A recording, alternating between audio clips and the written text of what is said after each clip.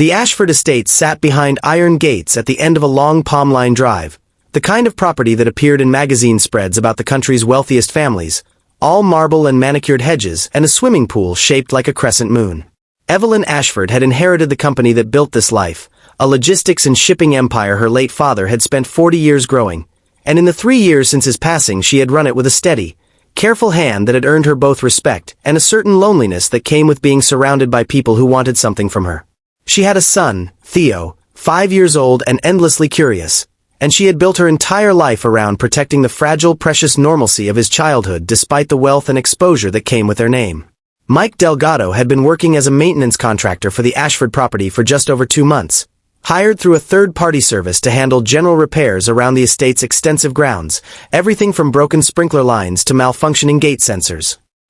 He was a quiet man in his early 30s, a single father raising his own daughter after a divorce that had cost him more than he liked to discuss, and he approached his work with the same careful attentiveness he brought to raising her, noticing details other people missed, staying alert in a way that had less to do with paranoia and more to do with years spent as a former military logistics specialist before an injury had ended that career and sent him searching for steadier, quieter work. He rarely spoke unless spoken to, and Evelyn, though she saw him occasionally around the property, had exchanged little more than passing pleasantries with him in the 2 months he'd been coming. That changed on an evening in early autumn, the sky turning gold and orange as the sun dropped low behind the palm trees, the kind of light that made even the driveway's pale stone glow warm. Evelyn had just returned from the city with Theo, the two of them walking up the long path from the car toward the house while her security detail, a broad-shouldered man named Grant who had worked for the family for years, remained near the vehicle to speak with the driver about the following day's schedule. Mike had been finishing a repair on the estate's irrigation system near a large stone planter close to the gate, tools still spread beside him, when something in the corner of his vision caught his attention, a detail so small most people would have missed it entirely. It was the way a man near the gate was standing. Grant, the family's usual security lead, stood with his back straight, his posture familiar, but the man beside him, someone Mike had never seen before despite 2 months of near-daily presence on the property, moved with a stillness that felt wrong. His eyes tracking not the driveway or the house but specifically Evelyn and Theo as they walked. His hand resting near his jacket in a way that experienced eyes recognized instantly and untrained ones rarely noticed at all. Mike had spent enough years around genuine threats to recognize the particular quality of attention that preceded violence, an economy of movement, a focus too precise to be casual curiosity. He did not panic. He rose slowly from where he had been kneeling by the planter, keeping his motions unhurried so as not to draw attention, and as Evelyn and Theo passed close by him on their way toward the house, he spoke low enough that only they could hear, his voice carrying a calm urgency that cut immediately through the ordinary pleasantness of the evening.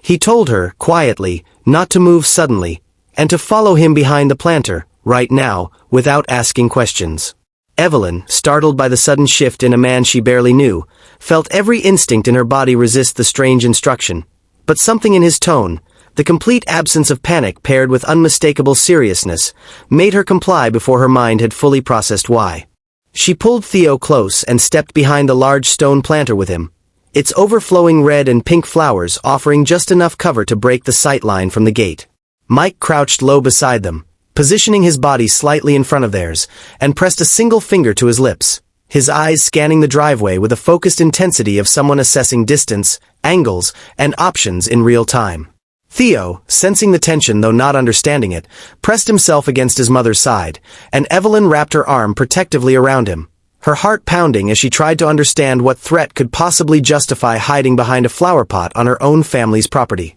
Mike explained in a low, steady whisper, watching the gate the entire time, that the man standing beside Grant was not part of their usual detail, that his stance and attention were focused entirely on Evelyn and Theo in a manner inconsistent with casual observation, and that years of training had taught him not to wait for confirmation before acting on that kind of instinct. He told her that his job now was simply to get them safely inside without drawing attention, and he asked her to trust him for the next several minutes, promising to explain everything fully once they were secure. What followed was a slow, careful movement along the edge of the garden, using the dense tropical landscaping as cover, Mike leading them through a side path that wound behind the main planters and hedges toward a service entrance near the kitchen, a route he had learned simply from months of maintenance work most people never noticed him doing. Evelyn kept Theo close against her, her mind racing between fear for her son and a strange, urgent need to trust the instincts of a man she barely knew, guided mostly by the simple fact that his calm certainty felt more real than anything Grant's usual casual confidence had ever offered her.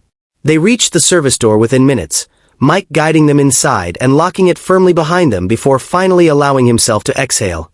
his shoulders dropping slightly as the immediate danger passed. He immediately reached for his phone, dialing a number he still remembered from his years in logistics security work, a former colleague now working private contracts, requesting an emergency welfare check on the estate's front gate. Evelyn, finally catching her breath, asked him directly what exactly he thought he had seen, and Mike explained, plainly and without exaggeration, the specific details that had triggered his instincts, the stillness, the positioning, the focus that had nothing to do with routine security work. Within 20 minutes, what Mike suspected was confirmed. The unfamiliar man at the gate had been identified, through the quick work of Mike's contact and the estate's own security footage, as someone with connections to a business rival who had spent the better part of a year attempting a hostile takeover of a subsidiary within Evelyn's company, a man whose recent presence near the property, combined with several other quietly troubling incidents Evelyn hadn't previously connected, suggested an escalation from corporate maneuvering into something far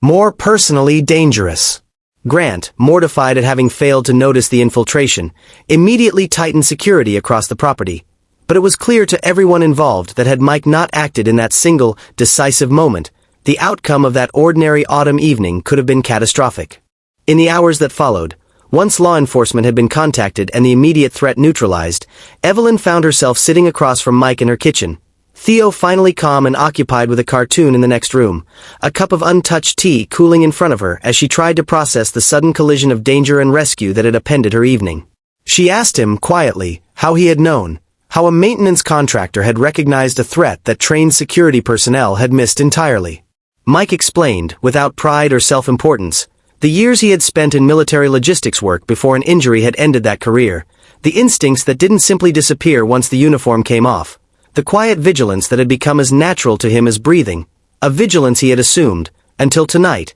belonged only to his old life. Evelyn found herself studying him in a way she hadn't allowed herself to with anyone in a long time, noticing the careful, unassuming competence that had apparently been present the entire 2 months he'd worked on her property, invisible until the exact moment it mattered most. She asked about his own life, and he told her simply about his daughter, about the divorce that had cost him more than he liked to admit, about the quiet, steady work he had built for himself specifically because it allowed him the stability and flexibility to be present for her, a stability he valued more than any of the more lucrative security positions his old contacts occasionally offered him. Something in that conversation, stretched long into the evening as adrenaline slowly gave way to exhaustion, planted the beginning of a connection neither of them had expected. Evelyn had spent 3 years since her father's death surrounded by people who wanted something from her. Business partners, distant relatives, men whose interest always seemed shadowed by an awareness of her company's value. And here was a man who had risked his own safety for her and her son without any apparent thought of what it might earn him.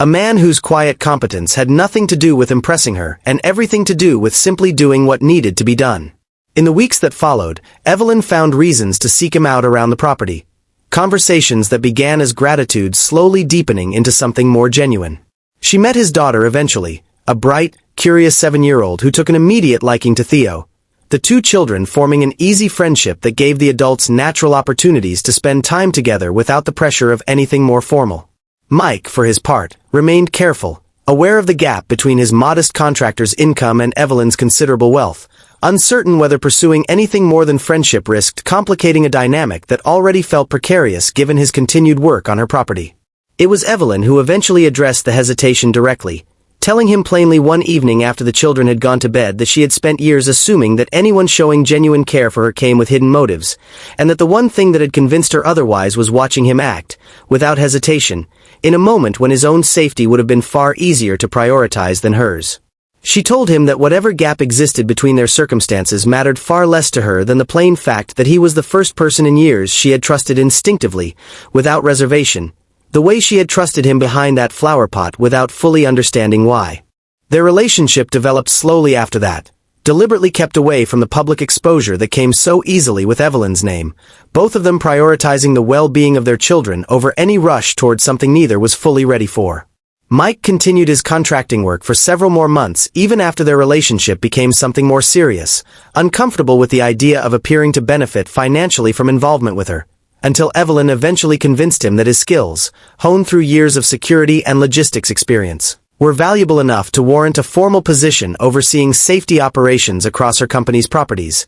a role he accepted only once he was certain it reflected genuine need rather than any attempt to smooth over the complicated optics of their relationship. The business rival responsible for the security breach faced significant legal consequences in the months that followed, his attempted takeover collapsing entirely once the extent of his actions became public within industry circles, a resolution that brought Evelyn a measure of closure she hadn't expected to need. But it was the quieter resolution, the slow unfolding of trust between two people who had each learned, through very different circumstances, the particular loneliness of protecting a child alone, that mattered far more to both of them than any boardroom victory. Theo and Mike's daughter grew up treating each other as something close to siblings, spending holidays together in a household that Evelyn had once assumed would remain permanently guarded against genuine intimacy. Mike, still quiet, still unassuming in the way that had first caught Evelyn's attention, remained the same steady presence he had always been, the same man who noticed details others missed, who acted without hesitation when it mattered, who had walked into her life not through any grand introduction but through the simple, unremarkable act of fixing sprinklers on a property where, for 2 months, almost no one had thought to truly see him. Years later, when people asked Evelyn how she had met her husband, she rarely told the full story of the danger that evening, preferring instead to simply say that he had been the one person in her life who had never needed to be told what mattered most, because he had already understood it instinctively, the way he understood so much else, quietly, carefully, and completely without needing anyone's permission to care.